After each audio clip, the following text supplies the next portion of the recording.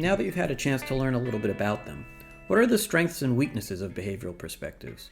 First of all, let's look at the strengths.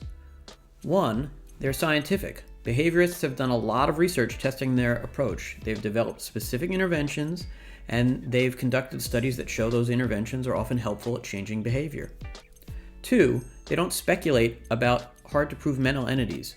Behavioral perspectives avoid discussion of hypothesized mental processes inside of your head, inside of you, and as a result, trying to postulate whether these are true and observe them becomes unnecessary. 3, it's a very practical approach. Behavioral perspectives look at changing behavior, and that's their emphasis and focus, and they don't worry beyond that. And 4th, they're optimistic. Because they see abnormality as being caused by the environment that you can change, behavioral approaches paint a very optimistic view that people's behavior can be reconditioned and shifted and changed.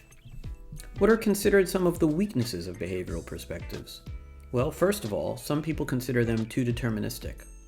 Right? Behavioral perspectives insist that people are little more than conditioned responses to their environments. And this is sometimes seen as overly simplifying and as limiting in thinking about human nature. Humanistic critics, for instance, argue that people do have some say in how they behave. They have some degree of self-determination. 2, internal processes are ignored, but critics see an impoverished view of the person here. They say just because scientists can't directly observe internal processes by which people make sense of the world doesn't mean that such processes don't exist or that we should just forget them and give up on studying them. 3rd, biological influences are minimized. Because behavioral perspectives see behavior as learned and that's the most important way of understanding people, behaviorists are often accused of ignoring or minimizing the importance of biology. Critics complain that some forms of abnormality, for example schizophrenia, might be caused by a brain disease, not by behavioral conditioning. And 4th, animals are limited in what they can teach us about human beings.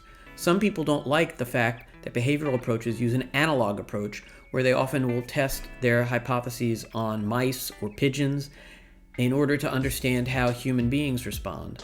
And critics say that this really is an unfair comparison and that we cannot really infer complex things about human beings by studying rats or pigeons. Don't know how the rats or pigeons feel about that critique, but you can decide for yourself what you think.